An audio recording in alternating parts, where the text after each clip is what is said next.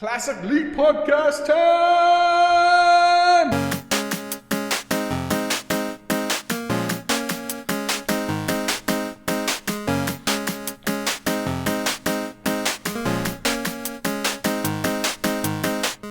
Hello, everyone, and welcome to episode 258 of the Classic Elite Podcast. My name is Scott, and I've got Dustin and Josh joining me tonight. Josh is also Josh from Gooch and the Douchebag Radio from back in the day. Josh, what's going on, man? It's good to have you back for a second week in a row. Well, boys, I'm trying to keep from my nads from freezing off. It's flipping cold outside. I don't know how you all doing, but other than that, doing good. I'm doing well. It is also annoyingly cold. I had to go get fresh gas because I'm anticipating some heavy snowfall soon. So I need to have my snow blower ready to go. Yeah, you don't want spoiled gas in your the gas tank. It smells like milk. And it also doesn't. No, I know. I have no idea what I'm talking about. Just ignore that. it won't turn on. I've got some old gas sitting in it. So, yeah, and I also had to go and put vent blockers on the crawl space outside of my house to stop all the warm air that was going through my heating ducts was getting cooled off by the time it was coming through the vents. No fun. The joys of being a homeowner. It's the best. Yep. It is kind of fun, but sometimes it's like, damn it. I wish I could call my landlord to deal with this. Dustin, what is going on with you, man? How's your week been? It's been pretty awesome. You could always just sell your house to someone else and then rent it from them. Oh, yes. That would get me on Mad Money on Fox or whatever. Did you guys ever watch those? Did you ever watch financial TV shows? I got hooked on them in college. I used to watch Mad Money. I don't know why. I loved it. Wasn't that a Wayans movie? That was Mo Money. Mo Money. Little different. Probably the same financial advice as far as the accuracy. The Wayans have been a better bet than Jim, whatever his name is. So, but the week, it's been all right? I picked up some new music. Awesome. Actually, physical CDs because I couldn't find it on digital. Okay. But I picked up Beat Crusaders here. Okay. And Guitar Wolf. Oh, I have not heard of either of those. Should I have? And probably not. They're both Japanese rock. Okay, awesome. Like, Guitar Wolf is like hardcore punk, like super loud. I mean, look at the way they dress. Like they're super into it. They look like 3 Itagaki clones. Yes. But they're actually, I bought both because Beat Crusaders did a song called Winterlong, which was the intro music for Hero Tales, which was an anime that used to be on Netflix. Okay. And Guitar Wolf did the outro song for the Wild Arms anime. Oh, wow. Hey, you're a Wild Arms guy. Yeah. That's hell yeah, man. That's awesome. Shoot. Oh. Nope, I lost it. Something you were saying. I had a music thing to talk about. Maybe it'll come to me later. Carmen Electra. I did just see an article recently about her. It was a clickbait one. I didn't go to it because you know that it's going to be. It was a what you'll never believe what she looks like now. It was on the bottom of like GameStop or something.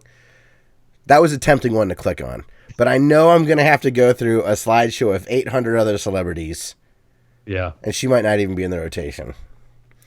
She used to be so smoking hot. Ooh. Yeah, don't know about now.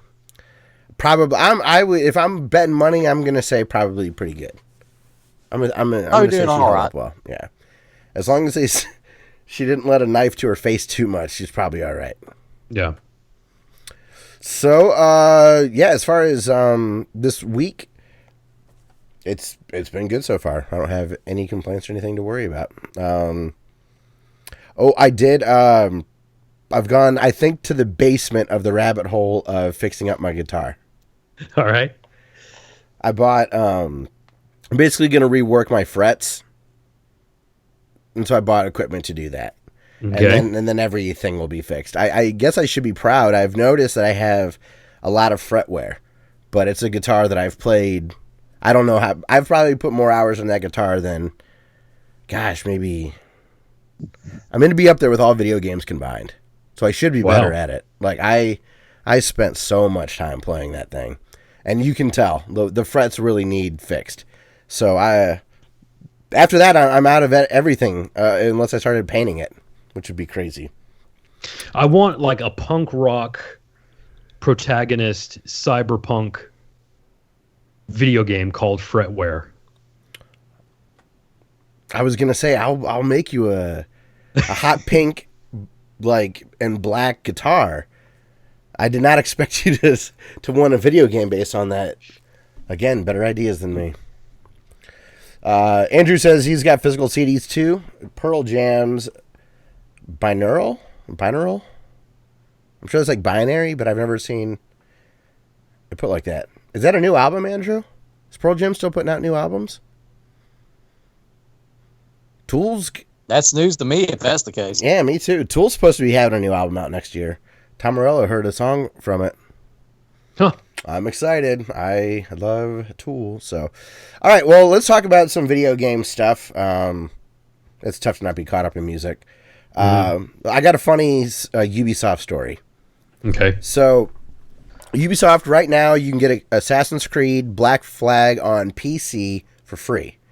You just have to have Uplay, and when you launch it, it says, hey, click on this, and it's yours, and that's all you have to do.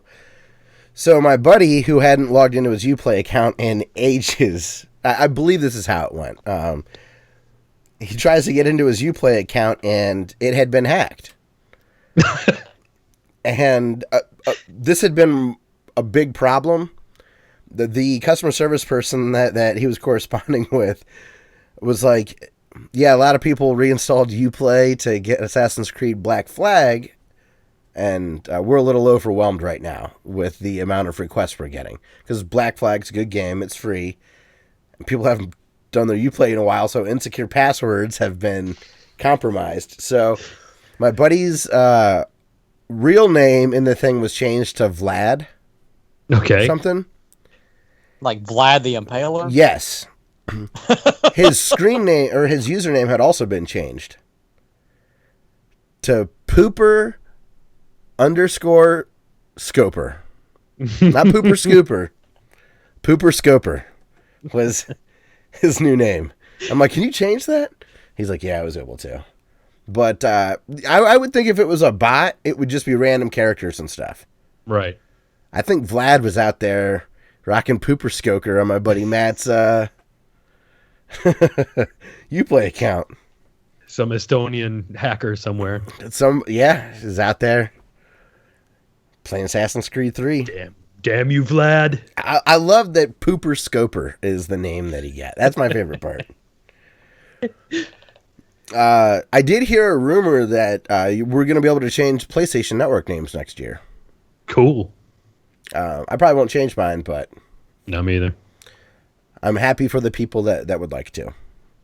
I will check to see if Slammers is open. Yeah. If I can get that, I will definitely switch. But normally that's gone everywhere. So, did you guys get to watch the Game Awards at all? I intentionally avoid it. I know. To be truthful, I didn't know it was still on. Is this on Spike TV? Oh, wow. Okay. We have a little bit of history to fill you in on, Josh. Yes, you do. Here's the cliff notes. It got canceled from Because the Spike TV version always sucked ass. But yeah. Okay. Where it's at now is substantially better than anything that was on Spike. I will say that. It's still an award show, though, so take that with a grain of salt. After it got canceled by Spike, Jeff Keighley did an online stream version of it, which is where the... did you ever hear about the game No Man's Sky and how it had like big promises of being a big open world game, and it was a disappointment, and there was a bunch of backlash? Did you hear about that at all? Yes, I did. Okay. So that game was announced at the Online Game Awards. And since then, Jeff Keighley was able to get more of an Oscar-like production where they had a full facility and whatnot. And this is their 4th year as a big, it's a little closer to maybe the MTV Awards from when we were kids. But it's still like a big grand stage and all that kind of stuff. Hey, what's up, Iceman? Good to see you. Now, Josh, have you played the game A Tale of Two Sons? This is a little bit of a tangent, but I'll bring it back. No, I've heard of it. I never got to play it. It's a small indie game. The developer there gets on stage with Jeff Keighley to talk about his new game, which looks awesome. It's a local co-op, really awesome looking game. His name is Joseph Ferris, and while he was being interviewed by Jeff Keighley, he just goes, "Fuck the Oscars," like in front of the whole audience. He's like, "No, really, fuck the Oscars." And he then goes on to say, like, this is what games are all about. Look at the excitement here. This is a big production. This is great stuff. And then he proceeds to then say, yeah, fuck the Oscars again. And then mentions everyone's trashing EA right now. Yeah, they're doing some bad stuff with microtransactions, but they've treated me really well. Sometimes companies just fuck up and make stupid mistakes. He says all of this, and then he ends with, like, fuck the Oscars again. And Jeff Keighley he tries to pull him away, and then just hard cuts him off, like, no, you gotta. You are done. but it wasn't like an aggressive. You could see Keighley not disagreeing with anything that he was saying. It was just a very entertaining, inebriated rant by a passionate game developer, and there was something really sincere about it. I really liked it. Like at one point, he's like, "I guarantee you, if you play this game till the end, you will like it." Like, that's ballsy to get up on stage in front of millions of people to say, "If you play my game and you finish it, you'll like it." Yeah. I'm like, damn, that's awesome. So I really appreciate that. I have it linked in the description for you guys. So I don't think either of you have watched this thing, right? Which? The rant from Joseph? No, not yet. No, I haven't. Okay, then what I guess I'd rather ask then is, Dustin, I know you don't like Jeff Keighley. He bothers you. The Dorito Pope? The Dorito Pope. He, what could get you to pay attention to a Game Awards? Is it him specifically, or is there any type of award show that you could put yourself through? Yeah, I don't like award shows to begin with. Mm-hmm. And then I think gaming award shows are going to be even more kind of lowest common denominator to try and pull in as many people as possible. And then on top of that, hashtag Mountain Doofus.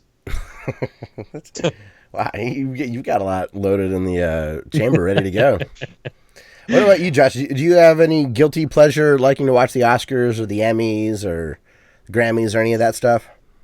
No, I never really cared for much of any of it. Unless I had like a really good celebrity host that was going to be kind of entertaining to watch. But even then, it wasn't one of those things. If I forgot to watch it, I wasn't losing any sleep over it. I'd rather watch, bowling or something on TV. Hey, I think we've all watched more bowling than we care to admit on Sundays. I'm not a big NFL guy, so I would watch the ESPN Trick Shot Bowling on instead of NFL on Sundays. Dude, that sounds awesome. Dude, they would set up chairs down the alley, and they would hook a bowling ball through these set up chairs, but using a towel as the launcher. That's awesome. Unbelievable stuff. And they were the nerdiest of nerds. We do a gaming podcast that's nerdy. We are way cooler than those guys. Those guys look up to us. Seriously. Now they're rich. Some of them are rich. They did well. They got sponsors. They won lots of prize money. Gosh, I can picture some of their faces.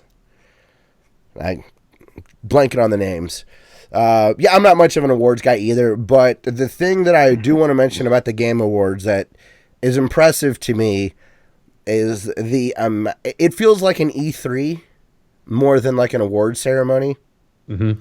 They have a lot of really cool trailers. Dustin, there was a From Software teaser. Okay. So Jeremy Huber at Easy Allies had this in my head. He made a wild statement. He's like, Castlevania From Software. So there's a From Software teaser, and it says something like, there were two shadows. That's all that is said, and then From Software. And I'm immediately like, that man's a genius. Did he do it? Are they going to... Dustin's head's going to explode. He can't know about this yet. We need to record. That's not going to be the case. But little teasers like that. From Software is definitely doing another game. It could be a Bloodborne teaser. It could be a new IP teaser. I don't know. Little things like that I like seeing. Get you hyped. New trailers, all that stuff. It gives the podcast we like to listen to something to talk about. So now, when Josh and I back in the day, whenever we did our gaming show on the G&DB channel, we would always break down the game too, and we would specifically say, okay, this is why this game won. Was it for the better controls, the graphics, the overall fun experience? Especially with the Spike TV garbage, it just seemed like with them, they were just going to say whomever paid them the most money to say that this game wins this award. Wasn't any heart into it. And that's what a lot of that junk is. It's just who gives out the most money to promote their product the best. It never was about gamers really enjoying these games and promoting what they thought was the best game. Just a bunch of bullshit. Sure.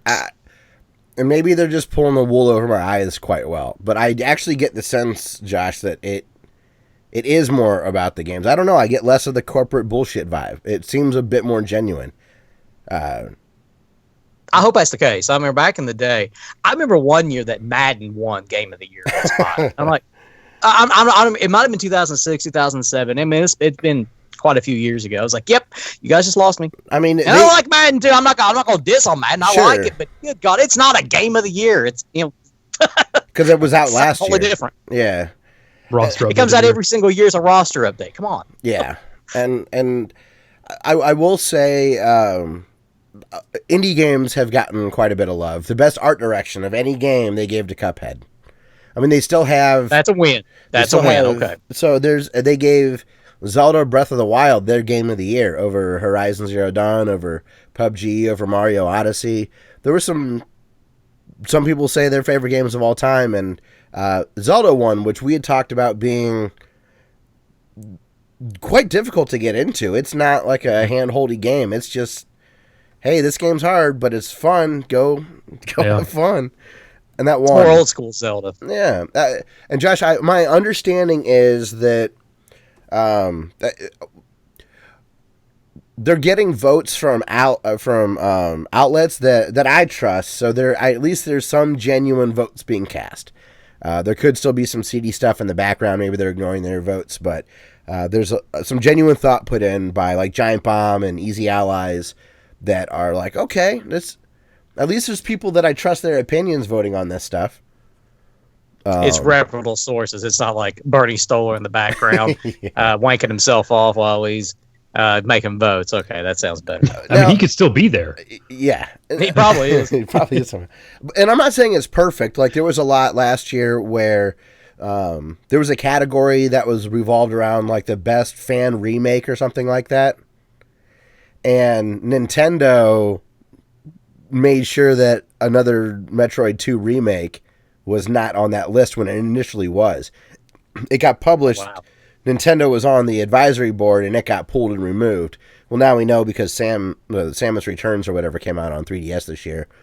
But that shows what you're talking about, Josh. Whatever the corporations are still running it, and it's still just a giant ad thing, right? Yeah. So that there are still elements of that. I'm not saying it's fixed, just that it feels better, I guess. Hey, what's up, Cyborg Man? What's up, Henry? The independent guys. Yeah, absolutely. That's right. Like NoobTube, for instance, back when NoobTube was popular, they had their own thing, and they were hysterical to watch and listen to, which I'm sure they don't. I don't think they broadcast anymore. I remember that name. I don't follow them though. But Cyborg Man, Henry Diaz, what's going on, guys? But yeah, I don't know. I just thought it was hilarious that Joseph guy went off. It was great. Next up, we gotta talk about this for Zarek. Did you guys get a chance to see the Death Stranding trailer? Nope. Okay, we're saving this for next week then. Okay. Because it's like 8 minutes long. It's Hideo Kojima. It's all his craziness. I didn't hear my name, so I wasn't going to answer. Oh yeah. My bad. What do what do you have any? I mean, you're a Metal Gear fan, right? Mm-hmm. Do you have any? Josh, I'm sorry, Josh. Oh, sorry. He's keeping me on task. I don't know, Josh. Do you know Death Stranding or of it? Have you seen any of this? Or I've heard of it, but I know nothing of it. And the last Metal Gear I played, I am a fan, but it was Metal Gear 3, the Snake Eater on PS2, and bits and pieces of Metal Gear 4. Cool. Wait, is that one of the ones that you've recommended, Dustin? Or Which? The Peace Walker? Peace Walker's good. That was on the PSP. Okay. I recommend 4. 3 is also really good, but you need to get the one where you can control the camera. Okay. So that was Agreed. Subsistence. Agreed. Yes. Well, Zarek, we will save that for next week to discuss. I really want his insight, too. He's such a big Kojima fan, and he loves picking apart everything he can about little Kojima teasers. Mm-hmm. And this is 8 minutes of what the hell's going on, and I would be really excited to hear like his in-depth analysis about it. I really would. Yeah. And Dustin, I think you will like the trailer because it's weird and unsettling, and I liked it. I'm really interested in the game. In my defense, I would have watched it, but I was at work when I saw this, and I didn't want to watch a bunch of like questionable stuff at work. That's totally fair. So next up, Dustin, I put this in the notes for you. Did you happen to see this at all? This I saw. Yes. Okay, let's have you talk about this. All right, VirtuaVerse 2019. It's a cyberpunk game. It's got Master Bootrecord doing the soundtrack. It looks like a point and click pixel art game. Like, yeah, think Hyperlight Drifter, but I don't know, a point and click game. Yeah, like you point to a place, you walk over there, you talk to people. Yeah, like I'm blanking on all the Double Fine names. Like Maniac Mansion. There you go. A Maniac Mansion. Pinnacle. There you go. Thank you. And the new one with Elijah Wood. I mean, I'm Saga. Lord of the Rings. No, that would be a good. I'd point and click through Lord of the Rings stuff. My Silmarillion next to me, right? Yeah. Get hyped. VirtuaVerse. Yeah. How I love that song in the trailer. Mm-hmm. It was really interesting because it didn't sound. It did sound like Master Bootrecord, but it was away from his like synth 90s hard drive metal. Yeah, there were like hints of that. It was a much more. It didn't feel like when a movie throws a popular song into a movie. Right. It felt crafted for the game. Yeah. Which I saw that pop up and I'm like, all right, that's awesome. Next up, well, I guess this is not The Onion, Dustin. The segment is back. Josh, are you familiar with our joke about? Are you familiar with the publication The Onion, the online satire? Oh yeah. Site? Okay. Almost. Yeah. So we have a segment when things are so absurd that are not The Onion writing it. It just sounds like an article that would exist in The Onion. I have a new one here now. Josh, have we talked about Cuphead? You and I don't think we have. Like directly. Do you know Cuphead? Yes, we talked about. I think it was one of the first episodes I was back. We all talked about it together. Oh, you're right. Yeah, that was your very first one back. Mm-hmm. You're absolutely right. Yeah. Did you think that was racist? the name of the name of the game. The game. Not in the least bit. No. Now it's like we had talked about before. It's a throwback to the 20s and 30s of cartoons. And, yeah. The style is more like steampunk, but racist? No, not in the least bit. I don't know where that's coming from, but okay.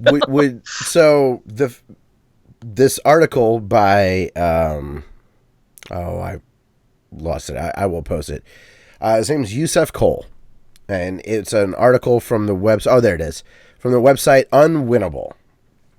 And the reason that this was brought to my attention was I just mentioned, and Dustin and I have talked about it for a long time, Giant Bomb fans. I'm wearing a Giant Bomb shirt right now.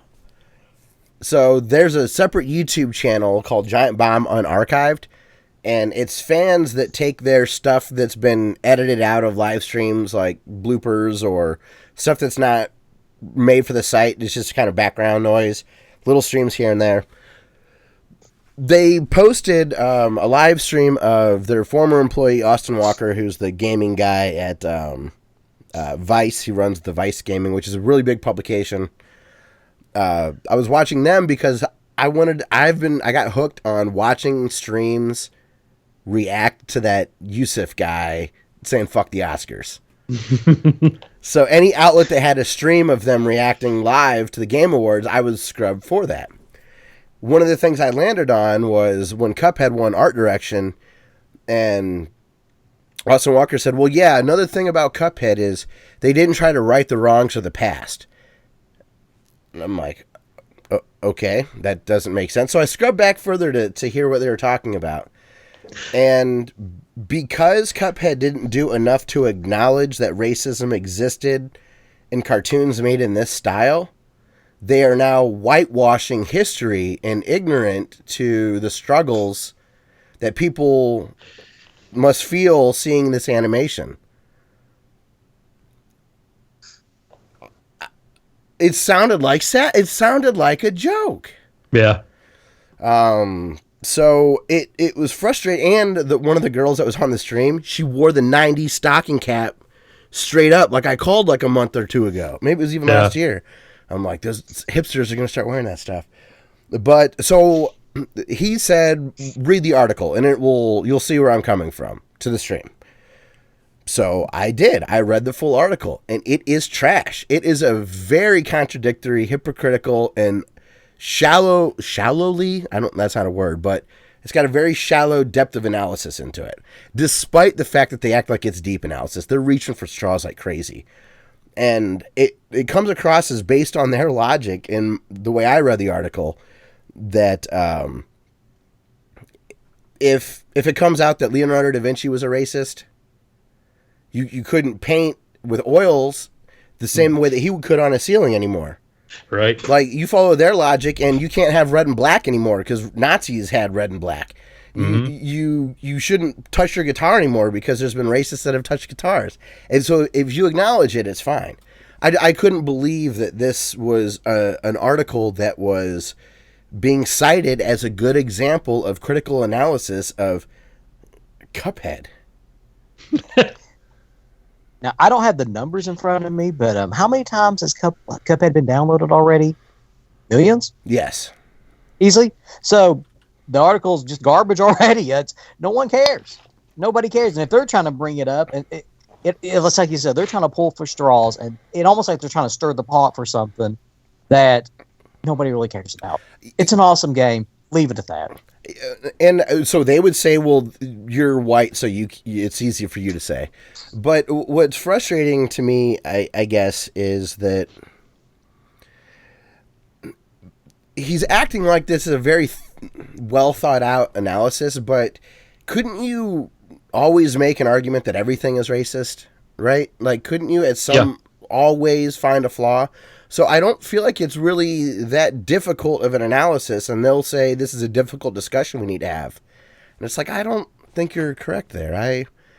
I think you can take an aesthetic and leave it as the aesthetic. It's 6 degrees of racism. Like, you can connect anything to racism if you try hard enough. Couldn't have said it better. Thomas Jefferson. Sonic is race.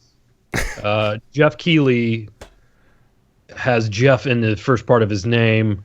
If you watch the Video Game Awards, you're a white supremacist. There you have it. It's strange. I mean, to see, I don't know, Vice is as left-leaning and crazy as it can get at times.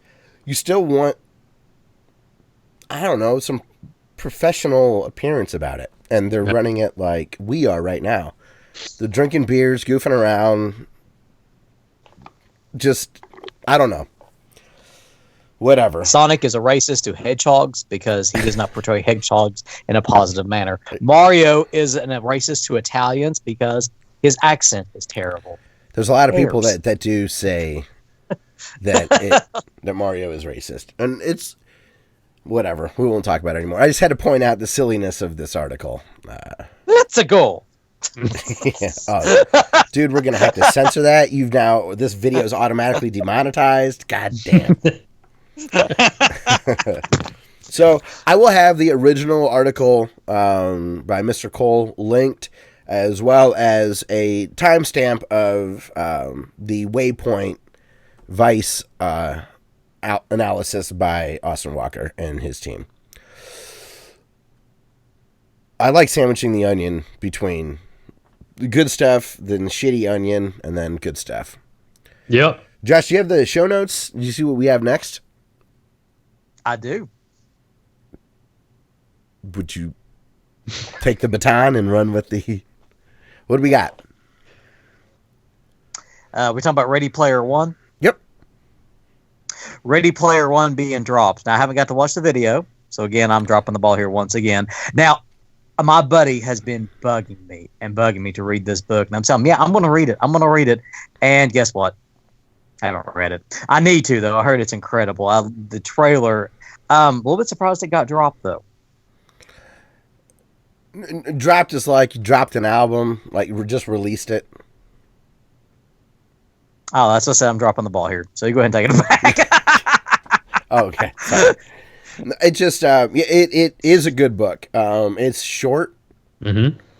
So I'm a slow reader, and it doesn't take me long to get through. Josh, I think you'd like it a lot. It's a fun, lighthearted. There's a love story. There's great references. There's some action. There's suspense. It's a fun book. Just going back to time. Maybe something to get over during Christmas break. I'll jump into it. Just I haven't had time to read it. I know it's been out for a while, but or an audiobook. Will Wheaton does the audio narration. Gross. Wesley Crusher. Wesley. I know that's a selling point for Josh. It is weird because there is a Will Wheaton reference in the book.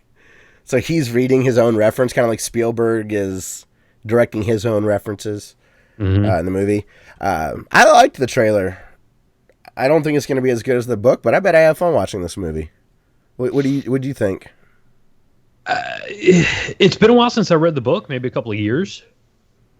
It doesn't feel like it's going to be like the book. It's not. I will say that the aesthetic of the stacks and all of the real world stuff, that looked like how I imagined it. That blew me away. Yeah. I don't know. It looked like slightly grown up Wreck-It Ralph. Yeah, I mean, yes, it does. Or Tron Legacy or whatever. It's kind of got... Oh, well, it's going to be a big, awesome laser fight at the end. And, yeah, I mean, I'll still go watch it. Don't get me wrong. Yeah, and the agents looked more like Judge Dredd than what I imagined in my mind. They look cooler in the trailer than what I had imagined. Yeah. Like I had them in like these dorky, almost like Ghostbuster outfits or like Men in Black, like somewhere in between that. Yeah. Why would I have them in a jumpsuit? Like all the exact same jumpsuit kind of thing. I don't know. It was really strange. So I liked the look better in this than what I'd imagined those agent guys look like. So, well, I guess I'm gonna be that guy going, the book was better. I'm hoping I can separate. I hope I'm not like the guys I heard walking out of Watchmen. Yes. Like I walked out of Watchmen. I knew nothing about it. I'm like, I like that movie, and I just heard people bitching. Yeah. I'm like, I enjoyed the movie too. I thought it was really good. Yeah. Yeah. So I hope I don't have that with Ready Player One. Who cares? Even if it stinks, it's pretty rad that some dude from Ohio goofed around, wrote a book for fun, and now Spielberg's making a movie out of it, and he gets to drive a DeLorean around. Right. Yes. Good on him. Ernie Klein. I'm actually excited about it because people will see the movie and probably go read the book. Yes, and that's a good That's gateway. awesome. Yes. Yeah. Because that's what I did with Watchmen. I didn't know it was a book. I watched the movie, and then I went and I got the book on Kindle, and the book is awesome. Which ending did you prefer? I loved the way the movie ended, and I understand why it didn't end the way that the book did. Which one did you prefer? Since you saw him the opposite way. The opposite way. I like the book better, but the movie was fine. I thought I like the book. Like the book ending works because it's the book, and the movie ending works because it's the movie. I saw an explanation of it. I haven't read Watchmen, but based on the explanation, I thought it was a very clever way that they got the same point across the way they did it in the movie. So cool. Josh, are you a Soul Calibur fan? Back in the Dreamcast days, most definitely. Now I did see where Soul Calibur 6 was announced. Yeah, always a great fighting game. My favorite, especially if it'd be off the Xbox One. I may just have to dive into that when I get to I've never even considered a day one fighting game. This is in consideration. I mean, everyone said Tekken was awesome. The new Tekken. Namco Bandai. Like, come on. I'm optimistic this is going to be freaking amazing. And I've been told that the rumors that it's taking place around the Soul Calibur 1 era. Ooh. So someone like you, Josh, might see a bunch of Easter eggs on there like, yeah. Very much two so. was the one I played all the time. That was a good one. Xbox was Spawn. Spawn's overpowered, but he was awesome. Now, you mentioned Tekken. I never was much of a big Tekken fan. I was always more of a Mortal Kombat, Street Fighter fan. Now, I remember back in the day when Street Fighter 4 came out. Oh my God! Finally, they jumped up. Yeah. Instead of being stuck in the Street Fighter 2 and Alpha. Oh yeah. Zero, remix, rematch. Just they couldn't get past number 2. You know, I'm with you there. I never gave any home Tekkens a try, and the arcade I always gravitated towards Street Fighter or Mortal Kombat, and I liked the Neo Geo fighting stuff, like Samurai Showdown and all that. Fatal Fury. Was that I only ever played it. I thought that I get the side scrolling beat 'em ups mixed up. I thought that was a Final Fight's what I'm thinking of. Fatal Fury. Final Fight's Capcom. That was Capcom. Yeah, Final Fight. Is that what you said? I have not played Fatal that. Fury. Fatal Fury. I said Fatal Fury. Yeah, Final Fight was Capcom. The first one you said, I even now I got it confused. The first thing you said, I have not played. How about Streets of Rage? I'll really throw you off now. That one I understand. That's some Sega Genesis stuff, right? Yes. It's got the roller skater with the spiky hair, and yep, you can throw trash cans, I think. Yeah, I know Axel, Blaze, and Adam. I've got 2 on cartridge somewhere. Fatal Fury. That's the fighting game. The Final Fight's the brawler. Yes. Yeah, Fatal Fury had what was it? Terry. What was her last name? Bogard. Yes, thank you. Yeah, Terry. And there was a brother, wasn't it? Mm-hmm. Andy. Terry and Adam, Andy, something. It's been forever since I played it. Is he also in Barry? Terry and Barry. I'm not gonna guess. I'm not guessing. That'd be awesome if it was. Hey, what's up, Ken? Good to see you, man. So yeah, I'm excited about Soul Calibur 2 or Soul Calibur 6 because I love 2 so much. And lastly, 2 questions for you, Dustin. All right. First one: are you surprised that Nintendo has sold 9 million units of the Switch in the first 10 months it's been out? If you would ask me back in March when it came out, I would have been like, there's no way. But now, I completely believe it. Not surprised at all. I agree with you totally there. Second question: can you believe it's been out for 9 months already? Yes, because I lusted after it for so long. Oh, okay. Yeah, I see. I was the day one. I can't believe.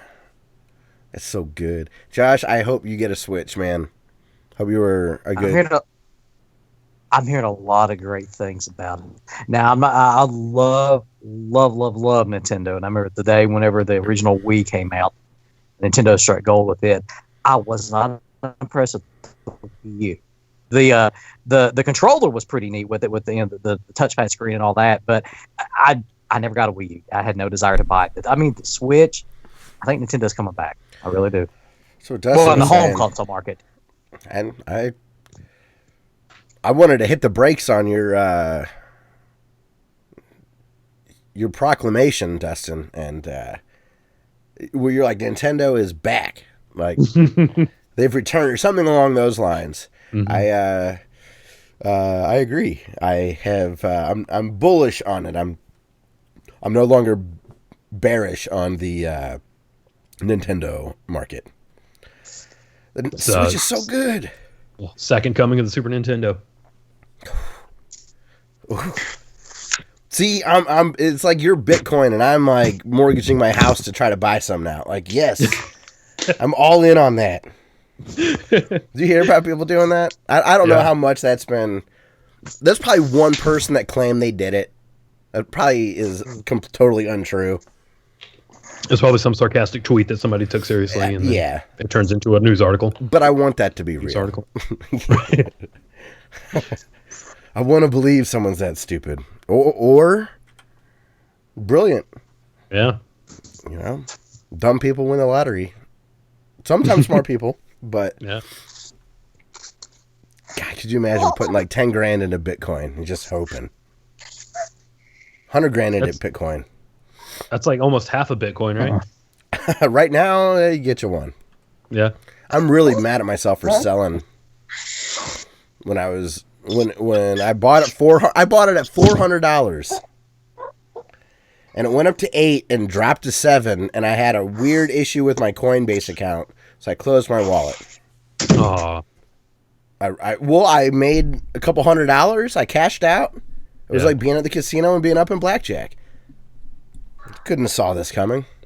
Eventually the house is going to win. Yeah, it's crazy. Eventually they're going to win, but I wasn't playing a casino. I was playing blockchain encrypted currency, and it's actually catching on. So, well, the thing is at that time there were also a lot of other currencies that were failing. There was a major wallet hack on a different currency, so it looked like something that wasn't worth sticking around for a couple $100 or whatnot. It just didn't seem like it would be tenfold. It was Bitcoin currency. Was blockchain around then? Blockchain is how Bitcoin works. No, what am I thinking of? There was a dog one. There were several cryptocurrencies. There's the Ouya currency. Yeah. Kickstarter. That would be great to kickstart a cryptocurrency. Yeah. We should do that. All we need is a little nest egg, guys. Dumbass. You got the rig. Elite dollars. Wow. Come on. You know, Disney Channel might actually like snatch that idea from us. We better copyright that, put it out there. So, all right, well, that's going to be it for the news this week. Now, our good friend Josh has some questions for us. He's got a discussion. So, Josh, why don't you take it away, man? All right. The question of the week, and those of you listening in live, feel free to participate, and we'll read your comments on the air. And for those of you not listening live, shame on you. And then just post randomly, and we'll try to get to your message next week, if you're lucky. Because we might like you. Anyways, Wednesday nights, youtube.com/ClassicLead. 8 p.m. Eastern Time. We never broadcast that. We really should do better about it. So, as we keep going further and further down, I guess you say the video game line, graphics are becoming more and more complex. But when do we get to that point where we can't do any more than we possibly can? So the question is, have graphics in video games gone as far as they can possibly go? Can they get more redefined? And if the answer is no, we can't go any further, then what's the next step? What do you guys think? Dustin? I think that eventually the problem isn't going to be processing power, but money. It's going to be too much money to make photorealistic graphics. Too much time, too much money. And what's next would be better, cheaper VR. Yeah, I would agree. The immersion aspect, whether it's AR or VR, just the whole... Ooh, AR too. Yeah, good call. Immersive aspect. Do I think video games have gone as far as they can? I would definitely say no, and I would say that the growth that we've done from Pong to now is still a tip of an iceberg. What will be happening this will all feel outrageously primitive. Now, I don't think that photorealism is going to define that necessarily. When you mix a cartoony, I don't know, put World of Warcraft on steroids with good AR and VR. It would look more rich and vibrant than anything that they could replicate in the real world. So I think that we're just at the very, very beginning of considering graphics as a thing. And I don't think people will really... Photorealism is going to stop being the end-all, be-all goal. That's not going to be the singularity of a moment where it's been completed. In sports games, I think that's always been the main goal. Oh yeah, like so how can we make these guys look more realistic instead of going from little pixels and sticks from polygons to more 3D rendered graphics? And I'll tell you right now, it's pretty daggone impressive to see. Oh yeah, if you're playing say playing NBA 2K, and you're like, man, that really looks like Michael Jordan. That really looks like Kobe Bryant. That really looks like LeBron James. Even at the Roy McIlroy PGA Tour games, it looks like Roy McIlroy. Yeah. I think from the sporting game aspect, you want to keep pushing that further and further. Yeah, now, I agree. For like your fantasy games, like Skyrim, the Mass Effects, do you really want that to look realistic? To me, no. I still want that to look more like a fantasy type feeling. Yeah, I think video games get to the point where they look better than real, unless you go somewhere that you're not used to seeing from a terrain perspective. It's easy for me in Ohio because everything's flat, so we get beautiful sunsets, but pretty ugly terrain. So if I go to like Switzerland and see the Alps, or go to France and see the Alps, that's breathtaking. And I think games will be able to do that for us. But if you're surrounded by the Alps all the time, you'll appreciate it. Or if you live out in Utah, you're like, man, I live somewhere beautiful. But gaming graphics could immerse you in a completely different way and give you that same awe effect. So that better than real is what I think games will continue to feel like. I think we already get that, and in some cases, as far as your heart pounding because you're at a boss fight that's 15, 20 minutes to take on, that kind of stuff. It'll just be about making it more fun, I guess. There probably will be some startling, unsettling, oh my god, I can't believe this isn't Elijah Wood talking to me right now. It's a computer rendition of him making stuff up as we go. Dustin, you shared a video with us that I watched earlier. Who? Errant Signal. Errant Signal had some great points. It's a video that's about 5 years old now. He talked about the environments not reacting in a way that wouldn't break immersion. He's like, even if you get things to look perfect, there could be a lot of struggles getting things to behave perfectly. Yeah. I believe with some of the cool things that's happening in machine learning, that the way we say AI, and we just mean a non-playable character that walks along a particular path, will feel a lot more natural. I think there will be some really cool machine learning techniques in NPCs and stuff, but that doesn't really have much to do with the graphics. And if you can get that down, good machine learning, graphics will be kind of an afterthought. Yeah. What do you think, Josh? You asked the question. I'm curious what you think. I agree with all your guys' points. I'm kind of wondering if like Dustin said, VR starts to play more of a bigger role as technology becomes more affordable. You know, how far can we push VR? I'm not saying we have like holodecks from Star Trek, which would be flipping awesome if that ever happens. But no, that's the goal. maybe not in our lifetime. But I wonder how far they could push that envelope. To the holodeck, right? Because yeah. Like you wake up, it's like, you know what? I'm going to be Batman today, so I'm going to jump in and I'm going to be the Cape Crusader trying to stop the joke. Or, I was gonna say I want to live. I want to live in the Matrix where like you're a loser if you don't have a jack. Like, dude, I can go learn kung fu. Like, you got to practice. That sucks for you. I'm a lazy SOB. It's how I do things. What about the future for you? Like, what do you think they'll... you've got in the notes like 10, 20 years. What kind of things would you like to see, or what would you predict? Basically, there's everything that you guys just said. Maybe more of a VR push. You know, I'm not a big fan of it. I've tried the PlayStation. PlayStation VR. PlayStation VR. It makes me motion sickness. I'm not joking. I started playing it for about 5 minutes at a friend's house. I was playing the Star Wars game. I was like, guys, I got to quit. I'm going to take like some Dramamine or something. I'm going to throw up. I mean, that's probably just how old I am now, but I can't handle it anymore. But no, there's something to it. Like it. And Star Wars is one that I can finish that mission, but I'll notice a little wobbliness towards the end. Like I'm ready for this to be done. Yeah. Cool. All right. Well, DB, great discussion, man. I like that question. We never talk about that stuff, Dustin. We just always assume frame rate and fun. And that's really all we tend to care about.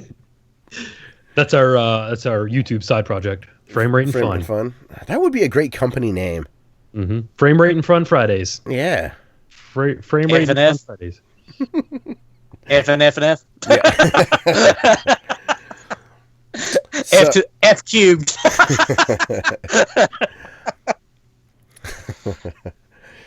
All right. Well, let's talk about our YouTube channel of the week. Channel of the week. Week. This week we picked Game. Well, I did pick GameSack. Thank you for giving us credit for that, Justin. GameSack. We probably. I know we've talked about them. I don't know if we've had them as a channel of the week. We have not. But those guys are awesome. Yep. And I picked them because they did the best pickups video ever, because they actually showed gameplay of the games that they picked up. Hey, how about that? Yeah. Instead of just being like, yeah, here, I got this game. I found it at Goodwill for very cheap. And then I went to Goodwill and I found this game. And I've never played it before, but it's a Nintendo game. And I can't wait to play it. And then I went and I got this game. And I didn't find it at Goodwill. This was a GameStop for full price, but I saw it and I was like, well, not. And I picked it out and I haven't played it yet. I'm sorry to interrupt. Does your family only buy, or does Nashville only have one greeting card store? I got these from St. Jude's. Oh, okay. They just happen to be here on the table. For the first time ever, I don't have like a video game here to pick up and show the camera. I've shown them all. But yeah, pickups videos suck, and GameSack actually did a good one. So go watch it. Yeah, even when we've talked about how big of fans we are of Johnny Millennium, his gaming pickup videos I tend to not watch. Yeah. I'm with you, man. He does put gameplay sometimes. I have noticed that. So that's awesome. GameSack is great. They're a Nintendo fan and a Sega fan, right? And they're in like video game years a lot. They've done a lot on RetroWare TV. They have quite a big YouTube channel, 50, 100,000 subs, somewhere in that range, right? Yeah. Their production values are off the charts. Very, very good. And they have been for a long time. Yeah. They're funny. They're clearly friends. Yeah. If we ever get them on the show, the big question I want to ask them is, how big is that damn sack? Because it seems like they're just pulling consoles out like it's nothing. They bought a secondhand North Pole Army outlet. it's like Santa's magic sack of magic. They just keep pulling shit out of it. Or like duty free. Yeah. Yeah. They would be very fun. Maybe someday we can convince them to come and hang out with us for a bit. That'd be a lot of fun. Yeah, they've been around for a long time. Mm-hmm. And they still do really good stuff. So Game Sack on YouTube. Go check them out. We'll have them linked. So let's talk about what we have been playing. All right. Dustin, you got some more Breath of the Wild. And sorry, Andrew, we're teasing your answers to those those questions, those songs for a few more minutes. Poor Andrew. So yeah, I've been playing more. Go ahead. It's DB's Geraldo, and Andrew's waiting for Capone's tomb to be open, or vault. Okay, sorry. That totally ruined his career, by the way. No, I didn't ruin his. It kept him as a joke. Like whenever he would show up, whenever you saw Geraldo reporting, it was like, huh, he still got a job, huh? What was in that tomb? Like Capone's used laundry or dirty laundry or something, wasn't it? It was top rider or something. Vault, and it was empty. I thought there was like laundry in it or something stupid. There might have been like a chair or something. Yeah, there could have been. It was like a dusty basement. It was nothing. Hell. Boy, that would have sucked. So, yes. Okay, so sorry, Dustin. No, it's good. It's all good. Breath of the Wild. I've gotten 2 more beasts. Ooh, okay. I'm heading towards the 4th. I got the which one was I got the bird and the lizard. So that's the Rito and the Gorons. Okay, yeah, I got the. I think I'm stuck on the desert one right now. I don't know if I did the. That's the one I'm going after. I'll talk about why I have not progressed past that here in a little bit. So how you still liking it? I'm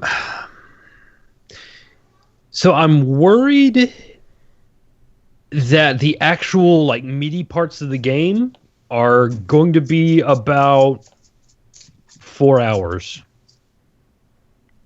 Like an hour a dungeon, basically. It does feel like it's shockingly close because you can theoretically just go to the end from the beginning. Mm-hmm. But so is the first one. Yeah. I think, okay, so that's the way I feel, but I don't think that's a bad thing. I don't, because it just means I want more of it. That's a good, yeah, that's a good perspective. But I think like a majority of it has just been me going through those shrines so I could get the Master Sword.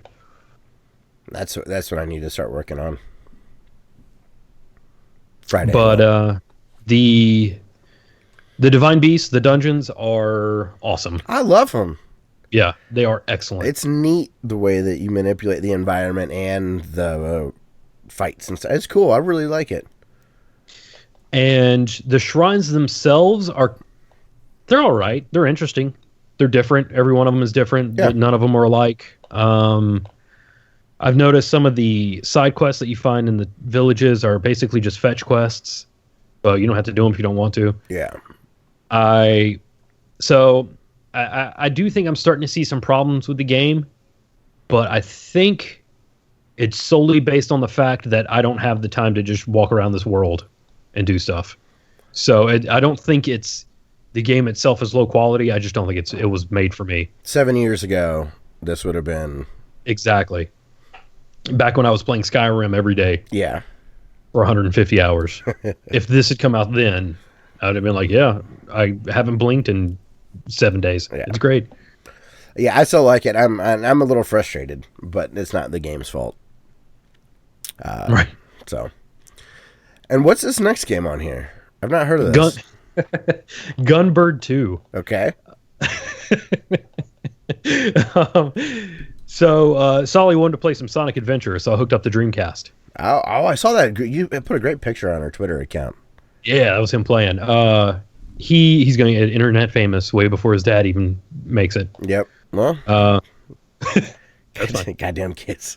Yeah, I'm keeping the money. That's right. I'm in charge of finances. The internet show dad. Yeah. The LeVar Ball of video games. But Gunbird 2 is just an awesome shmup. It's a good shooter. It was made by Capcom. You can play as Morgan if you want to from Darkstalkers. Oh, This looks, the visuals look really neat. Yeah, it looks awesome. I was looking up footage of. She was the succubus, wasn't she? Yep. That's right. Yeah. I was looking up. Yeah. I was looking up video on YouTube of it a little bit before I started playing it. And then I guess I accidentally hit the play button and walked away because our view history on YouTube was like, it was like 15 different shmup videos from where autoplay just kept playing them. Yeah. So I made somebody some money. I was going to say, day. Fine. Hey, share that YouTube ad revenue with somebody. Yeah. So, but yeah, Gunbird 2. I mean, it's a vertical scrolling shoot 'em up. Looks bullet helly. It is, yes. I was playing it on. I was playing it on the easiest setting, and it's literally called Baby. I was playing it on the baby setting, and the end levels still get hard. Well, it's a good thing you're not being ableist now, right? Boy, Cuphead, just getting that controversy, man. It's too hard. It's too racist. So, yeah, that's anything else you've been playing this week? I don't think so. I think that's it. I wanted to play some more Secret of Evermore, but I didn't. God, I was listening to Mastodon, or I was listening to some harder rock music, and Evermore was in the title of the song. And I was like, I wonder if Dustin was thinking of this. Just because of Secret Evermore. God, what was that? I forget. I've been in a Mastodon kick lately. You ever listen to them? I haven't. I'm aware of them, but I haven't heard them. They do it's rock music. I like it. So DB, I would let you go, but Andrew, I'm gonna tease you a little bit more. Do you remember several months ago, 8-Bit Do having a Pro controller for the Switch shaped like an SNES controller? Mm-hmm. I got mine, and it was broken. So I had to return it. It wouldn't sync for the life of me, no matter what I did. And then it finally briefly did sync. And it felt really laggy, and I first thought, man, this sucks. There's no rumble. What a bummer. That means that I want to play Zelda and Mario. Mm-hmm. They use the rumble as like an indicator that you're close to something. Mm-hmm. And then I looked on the packaging, and it said that it has rumble support. I'm like, I thought that it did. And then when I would plug it in to charge it, the little LED that indicates it's charging just wouldn't light. It just it did briefly and then just wouldn't. So I thought it sold out on Amazon. So I wrote the support, and then I noticed that it was available to exchange on Amazon, and they wrote back. I'm like, oh, glad that Amazon's able to exchange it, but please let us know if you have any issues. We'll be happy to help take care of you. And I'm like, okay, that's fine. I'm surprised just because I love their dongles for the Super Nintendo and NES so much that I was very excited to play this. So that's why I'm a little behind on Zelda. I've been holding off for that controller. I will say, if it works, right, if this new one works, I probably will love it. It feels really good. Yeah. Feels real good. So also I've been hooked on Mummy Demastered. The Contravania. It's great. Mm-hmm. It's really, really good. It's fun. I would highly recommend going and getting that Happy Movies awesome pixel game. Has it ever happened? Good game, time? Bad movie? Yeah. It definitely has. I can't think of it off the top of my head, but I know that I've seen a YouTube video where that's been pointed out. Like, the worse the movie, the better the game. Manos, The Hands of Fate. That's a good example. That game was awesome. That game was fun. Double Dragon. Yeah. Yeah, but that existed before the movie. We're trying to think of something that's... Because otherwise Super Mario would count. Yeah. Oh, okay. But like the Mummy movie with Tom Cruise sucks, but the game's awesome. There's definitely been examples. I know that there has been. It definitely goes the other way, where you get like Jaws or something. Even though I love that game, most people don't. Or you get Dick Tracy. Dick Tracy was a fun movie. Roger Rabbit was awesome. That game stinks. I have nostalgia for that game. I like the music. I remember being blown away when I finally got to the other town, where I could figure out how to get through that tunnel. I was like, oh my God. I beat that game when I was a kid. Wow. Yeah. You beat Judge Doom? Yeah. Man, he was hard too. Yeah, he was. And he had a bullshit mechanic. Yeah. That was the first time I ever got Nintendo Thumb. Nintendo Thumb. Yeah, I know what you're talking about. I never blistered. Nintendo had a knack for it, though. Mario Party. I remember people talking about the blisters in their palms from CC4 controller. It never hurt on the tip. It always hurt like in my joint up here. Oh, all right. I remember like afterwards being like, "Oh, victory hurts." It's like carpal tunnel. Yeah. Also, I have been playing some Little Nemo, the Dream Master. It is very hard, but DB, you have some tips? Use the Game Genie. Wait, that's the tip? That's the tip. Use the Game Genie. Oh, man, I thought you had like a specific, like, if you use this. I didn't expect you to know the code, but I thought you'd recommend a cheat. No, it says in the show notes, use a Game Genie. It does, but I was hoping there was a teaser. I will do that. I'll eventually stream that game. And Josh, I have a clone NES system that has a Game Genie built into it. Ooh, that's sexy. Yeah, but you're not kidding, man. Little Nemo is hard. Great game. It's fun. Great sound. Great graphics. I mean, it's typical classic 8-bit NES Capcom game, but man, it is not forgiving at all. Kicks you in the teeth right out of the gate. Like really awkward slanted platforms. It's tough. Yeah. So yeah, okay, yes, I will look up a good Game Genie code. All right, and then lastly, I also I played some Kung Fu. I still can't get past the 4th level. I never was able to as a kid. I'm sure I could. I've never put the time in, but I always get to the 4th level and die. And also, I didn't know that was an IREM game. I thought that was just straight Nintendo, but IREM was on the splash screen when the game starts. Cool. No shit. Because I've also been I'm working on just an unboxing video because I can't capture footage of creepy brawlers. So I've got my NES hooked up in my bedroom, and my Samsung 4K TV does an amazing job with the crappy signals that I've put into it. When I use the HD Retrovision cables, it recognizes 240p. Like if you hit info, instead of like 480i or whatever, or some upscaling, it recognizes the native signal, and then it upscales it from there. It does a really good job. I'm impressed. That's awesome. If I hook it up to my Sony, it's not as nice. So, all right, Andrew, the moment you've been waiting for. We're going to talk through some of those songs for you. So, Josh, I wish that I would have thought ahead and queued some of these up so we could play them for the audience. Well, that's all right. But sorry, Andrew, the time is ran out. You have to wait till next week. We'll see y'all next week. Oh. Oosh. Oh, that's brutal. Oh, that would be so bad. I would start researching, like, dude, we can't do that. That's cold. For those of you joining us late to this, Andrew has been, it's probably been a good month at least, that he has asked questions to some of our old videos that Josh, aka the Gooch, back on our Gooch and Douchebag days, on our top 10 greatest console list on some of the music we played in it.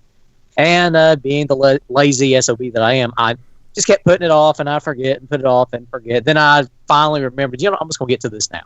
So, Andrew, I apologize, but hey, I'm lazy. That's how I am.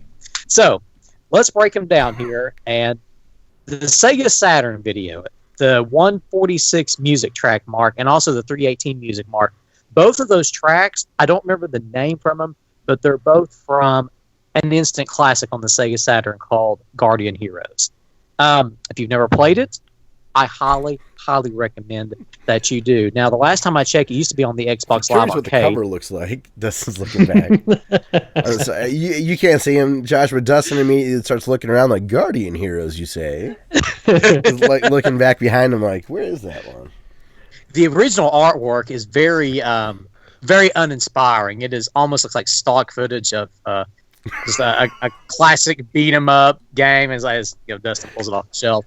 But the game itself is incredible. Music in it, awesome. Have you guys ever played it? Nope. Like recently, or do you remember? Dustin has. Scott? Nope. No. Need to get it, man. Definitely need to get it. In fact, love to hear you guys. We all need to play it one night. We can play it online. Really? Mm-hmm. It'd be a lot of fun. On 360, I think. Yep. Really? All right, back up. I've still got it. Yeah, that was one of those games that I had just clamored about. This would be an excellent live game. And about 5 years later, sure enough, finally happened. And it looks amazing. The visuals are really cool. Now, it did have a little bit of lag if you had a lot of characters on the screen back in the Saturn days, but on the Xbox version, when they revamped it, high def, fixed all of it. There's no lag anymore. It's a complete total blast to play. It's really too bad that like 3D was all the rage, because the pixel stuff on the PS1 and the Saturn are so gorgeous. Like, you look at the original Rayman, like, that looks awesome. Mm-hmm. This game looks incredible. Mm-hmm. Lots of good stuff. Moving on, the Sega Genesis video you asked. Both tracks, the minute 9-second mark and the 4:26 mark. The one thing I can tell you is it's a Sega Genesis remix video that Josh had found, and it just has remix music playing. That's all I can tell you. That's all I know it is. I know that doesn't help you. Sorry about that. The Sony PlayStation video, I have no idea what that music track was. That was something that Josh picked, and I listened to it 3 times straight. Dude, I'm sorry. I have no idea what it is.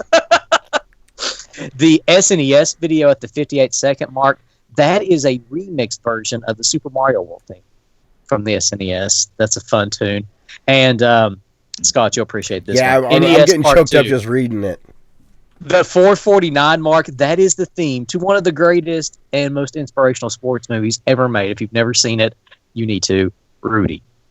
And at the 6:23 mark, if you're a big fan of the NCAA basketball tournament that comes on March on CBS, the One Shining Moment theme is whenever it's this real cheesy theme that they play whoever wins the national title, and they show like a remix of the entire basketball tournament. So there you go.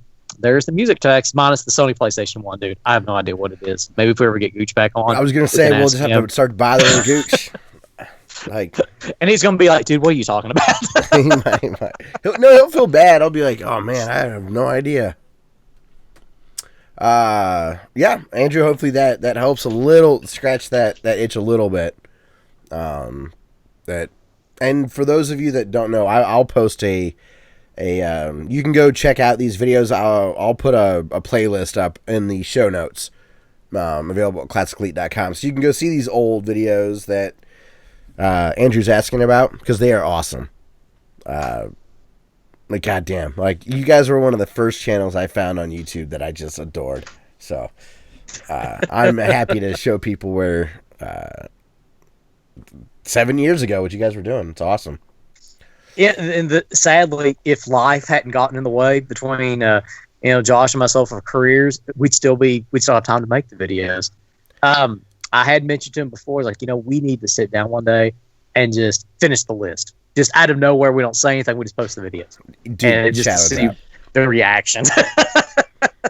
It'd be awesome. It really would. So cool. Well, you've been playing any games? No, I plan on playing next week because that's when Christmas break starts. Hell yeah! And I plan on trying to finish Fallout 4. I got halfway through it, and it's been on my back burner to finish it. I am really wanting, and I'm not a big fan of the Call of Duty series, but I've heard a lot of great things about Call of Duty World War II. I may have to pick that up for Christmas. Tony's been loving it. Our good buddy Tony. Also, man, get Cuphead. Just freaking get Cuphead. Play Cuphead. And Cuphead, yeah. Play some Cuphead. I pretty much watched all the videos on it, but yeah, I still want to play it too. It's just because you like old games, I think you'll appreciate it the same way that I do, and Dustin will if he ever gives the game a try. I mean, it's giant bosses and Contra controls. Yeah. But a deeper system. Man, it's fucking amazing. I love Cuphead. I wish I was willing to drop $100 on that vinyl, the soundtrack. Yeah. Maybe someday. I'll get it. Whenever I get an Xbox, I'll get it. Oh man, and I really like my Xbox. I've told you before. I don't know. I can't describe to you why, but I like my Xbox more than my PlayStation. I have no reason. I couldn't tell you why. And it's splitting hairs though. I love the PlayStation 4. The VR is fun. Horizon Zero Dawn's awesome. Uncharted 4 was really fun. Rocket League started there. Tricky Towers is amazing. They're both awesome. Maybe it's just the controller. I just like the controller. I definitely like the controller more. Maybe that's the whole reason. Like I think that way. Tricky should release an album named Towers. Dude, how cool would that be? It would make me like a Tricky song. Personal preference, I've always liked the Xbox controller over the PlayStation controller. Always have. And I like the PS4 controller, but man, that Xbox One controller, the Xbox One S controller. It's pretty snug. It is pretty snug. The revision, not the original black one, which is also good. But that S one, that white one's awesome. Lorcan O'Reilly says Cuphead is good fun, and he says it's the controller. So, yeah. And that Blu-ray player. I like the 4K Blu-rays. Just so I can trick myself into thinking that TV's okay. It's like, it plays old games good, and Blu-rays look good. So, all right.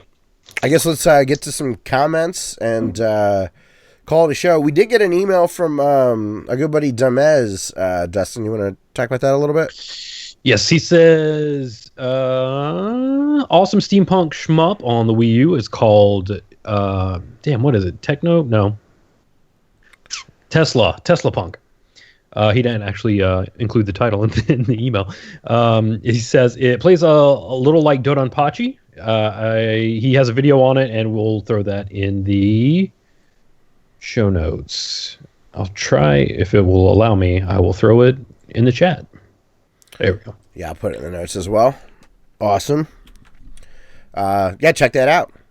Still, the Wii U, I know people didn't care for it as far from a sales perspective, but I love that system, man. I love the Wii U. Yeah, it's great. It had some cool games on it. Had some really cool games on it. It's what it is. Okay, and then also, so thank you, Dumbass. It's always thoughtful when people say, "Hey, I thought about you. Check this out." It feels really good. Yeah, I'll definitely check that out. So we have a comment here from Dumbass as well. Just the one comment from last week, is that right? Yes. Okay, he also says, for loot box issues, we really need the ESA to step up and invent this game has randomized microtransactions label on the box, and that can be that. Seems to agree with what you and I were saying. Educating people. That's the only way to handle this. Mm-hmm. That's it for listener feedback this week. There was another comment it was the thumbnail was a lady, and it said, "Can you love me?" Oh, and I did you almost long time. I should have, but I almost approved it. It was under our spam. Oh, and I approved it for like 3 seconds, and I was like, "Nah, never mind." I deleted it. Good stuff. So, if you would like to interact with us on Wednesday nights, we record live on YouTube. We have our chat up. You can participate in the conversation. And our YouTube channel is youtube.com/Classic Elite. And again, that's Wednesday nights, Eastern time. We usually start around 8:15 p.m. Or our email address is classicelite@gmail.com. You can write us any game suggestions or topics you'd like us to talk about, any of that fun stuff. Also,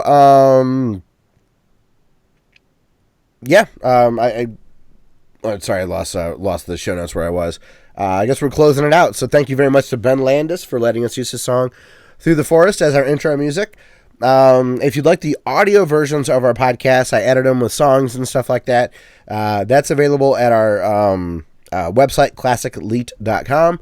Or if you search for Classic Elite, that's Classic L337, and Apple Podcasts, Google Play, Stitcher, Podbean, SoundCloud, you'll find us. Most podcast catchers, I believe, will have us. That same username is available on interaction with us for Twitter, Instagram, Facebook, YouTube, and SoundCloud as well. Gosh, I know I'm forgetting to, promote something, but I can never remember it. I always think to myself, I'll hear like someone at Easy Allies mention something on a podcast. I'm like, I need to promote that about us. And I get here and I have no idea. So, that's going to be it for the show this week. They can invest in we got to celebrate cryptocurrency. one more thing. Yes. What's that? This is the first episode, I think, since I've been back that my internet didn't pooter out on me. I made it the whole time. You did Windstream stepping up its game, those bastards. I hate to I hate to burst your bubble. You got a little crunchy there for a second. Hey, I didn't lose the stream though. I know it got a little iffy, but I stayed with it. Dude, Ustream or whatever it was, upstream, you did good this week. You earned your paycheck for one more. Windstream, don't let me down next week. No, you're seriously. It was really good. We were pretty close to rock solid this week, which is great. So yeah, man. Josh, any other final thoughts before we close the show out? Any last comments? Can't wait to talk to you guys next week. It'll be another blast. Oh yeah, Dustin. Any final thoughts from you? Invest in our cryptocurrency. Oh, that's right. Thank you. Yes, Elite dollars. the elite dollars. They're gonna be big someday. All right, everyone. Well, thank you very much for listening to outro music. God, holy smokes, man! Outro music this week. Okay, Dustin. Blood Music is the name of a label. blood-music.bandcamp.com. Sounds gory. They're the ones putting the soundtrack together for VirtuaVerse, the Master Boot Record soundtrack game. Perturbator, this is his label. He's on this label. Okay. So I found a song on a free album that they have. This song, it's an arcade version of one of his songs. And this is called Welcome to Nocturne City. And it's a cyberpunky, arcadey, chiptune song. And it's sweet. So hopefully you'll enjoy it. Again, you can get that free. I will have it linked in our show notes, available at classicelite.com. Thank you, everybody, very much for listening to episode 258 of the Classic Elite Podcast. And we'll see you next week for episode 259. Boosh. Money. All right. Good job. We nailed it. Andrew, good to see you. Lochran, good to see you again. Oh, no, Lochran, you're new. Appreciate you stopping by. Ken, always a pleasure, man. Hopefully Henry and Cyborg Man are still here. I'd like to thank everybody for stopping by. It was great. I'm going to shut the stream down to save for the editing. You all have a wonderful weekend, and we'll see you next week.